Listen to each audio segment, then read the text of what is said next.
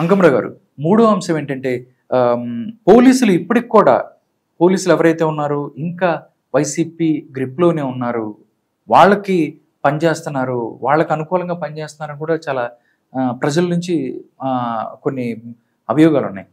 But ఎవరైతే నందిగం సురేష్ని పరామర్శించడానికి వెళ్ళిన జగన్మోహన్ రెడ్డి గారిని మనం అక్కడ చూసుకున్నట్టయితే అక్కడ లేడీ కానిస్టేబుల్ ఎగురుకుంటూ సెల్ఫీ కోసం వచ్చారు. దీనికి సంబంధించి కూడా సోషల్ మీడియాలో ట్రెండ్ అవుతుంది.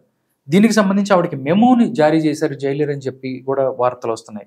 అంటే ఎలా చూస్తారు? అంటే నేను మొట్టమొదటి కూడా చెబుతుంది ఏంటంటే ఇంకా అది ఇంకా లోతు కనుక వెళ్తే రాధా గారు ఒక విషయం దాన్ని దృష్టి పెట్టుకోండి. అక్కడ వాళ్ళు ఉద్యోగంలో వాళ్ళు వచ్చిన తర్వాత ఉద్యోగంలో నియమించిన వాళ్ళందరిని చూసుకుంటా ఉంటే చాలా వరకు కూడా ఎంత అక్రమంగా నియమించుకున్నారో వాళ్ళకి కావాల్సిన వాళ్ళకి పరీక్షా పత్రాలను 1-2 సార్లు దిద్దుకొని మళ్ళీ దీని మీద కూడా పెద్ద కేసు అయింది కదా. అంటే మరి అలాంటి వాళ్ళందరినీ వాళ్ళు కావాలని చెప్పని వాళ్ళు నియమించుకున్న తర్వాత వాళ్ళు ప్రభుత్వం కోసం ఎందుకు పనిచేస్తారు, ప్రజల కోసం ఎందుకు పనిచేస్తారు? వాళ్ళ కోసమే కదా పనిచేసింది.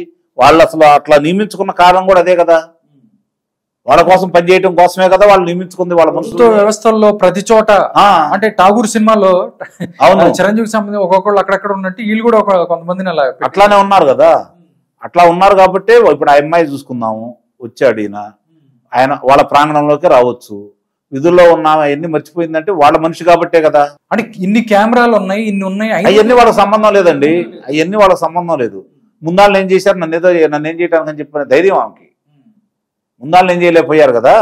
ఇంత జరిగినా కూడా సాక్ష్యాధారాలు కనపడినా కూడా నేనేం హత్య చేయలేదు, దోపిడీ చేయలేదు కదా, సెల్ఫీయే కదా దిగుతుంది, నన్ను ఏం చేస్తారులేన ధైర్యం అమ్మాయికి. సార్ పక్కన ఎవరైతే ఉన్నారో మాజీ మంత్రి ఉన్నారు, ఒక బీసీ మహిళ ఉన్నారు, జగన్ సెక్యూరిటీ దగ్గర నుంచి మొత్తం అందరు కూడా ఆవిడని ఆ విజువల్ చూస్తే విడుదల రజీ గారిని మొత్తం అంతా నలిపేసిన పరిస్థితి. బట్ ఇలాంటివి కూడా ఇవి ఉన్నప్పుడు కనీసం వాళ్ళకి రక్షణ కల్పించాల్సింది వీళ్ళు సెల్ఫీలు దిగుతూ ఉంటే ప్రజలు ఏ రకంగా సిగ్నల్స్ వెళ్తాయి? తన నివాసానికి పక్కనే ఒక మహిళని అఘాయిత్యం చేసేసి అరాచకం చేస్తే అక్కడే కనీసం పరామర్శించడానికి వెళ్ళని పెద్ద మనిషి ఈరోజు కారాగారంలో పిన్నెల రామకృష్ణారెడ్డి గారి ఇంటి వెళ్ళొచ్చాడు. ఈయన సురేష్ దగ్గరికి వచ్చాడు. మీరు అన్నట్టు అక్కడ ఆ అమ్మాయి ప్రవర్తించిన విధానం కావచ్చు, లేకపోతే ఆ మహిళా మాజీ మంత్రికి జరిగిన అవమానం కావచ్చు, ఇవన్నీ చూసుకుంటా ఉంటే ఆ జనాభాలు వాళ్ళు అంతకంటే గొప్పగా ఉంటారని కానీ మనం ఊహించలే ఉంటారు. ఆయన అభిమానులు కావచ్చు, లేకపోతే ఆ పార్టీ వాళ్ళు కావచ్చు, అంతకంటే ఎక్కువగా ఆలోచిస్తారని కానీ మనం అనుకుంటే మనదే తప్పు. ఇందాక నేను కూడా ఏదో చెప్తున్నారు, ఆవిడ గొలుసు కొట్టేశారంటండి విడుదల. ఇప్పుడు కాదు, ఇంతకు ముందా? మొత్తం ఇప్పుడు గొలుసులు కూడా కొట్టేయటం. ఎవరు ఉంటారండి అక్కడ పక్కన? ఎవరు వస్తారు?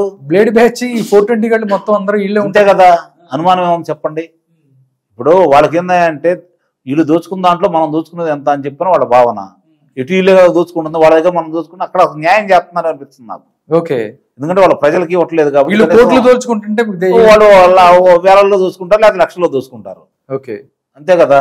అంతకంటే వ్యత్యాసం ఏముంటుంది? సార్ ఇకనైనా కానీ పోలీసుల మీద వచ్చు, లేకపోతే ప్రభుత్వం గ్రిప్లోకి పెట్టుకోవాలి. లేకపోతే ఎవరైతే మొన్న కూడా మాట్లాడిన పరిస్థితి, కొంతమంది వరదలకు సంబంధించిన చాలా మంది కూడా ప్రభుత్వానికి వ్యతిరేకంగా పనిచేశారు, జగన్మోహన్ రెడ్డికి అనుకూలంగా పనిచేశారు అంటే చాలా వాస్తవం. ఆహార పట్లాలు అందించే కార్యం కావచ్చు, సహాయ కార్యక్రమాలు అందించే దాంట్లో కావచ్చు అలసత్వం వహించారని చాలా స్పష్టంగా ఒక మంత్రి గారు చంద్రబాబు నాయుడు గారికి ఇవ్వడం కూడా జరిగింది కదా. దాని మీద చర్యలు ఉంటాయని చెప్పని భావిస్తున్నారు.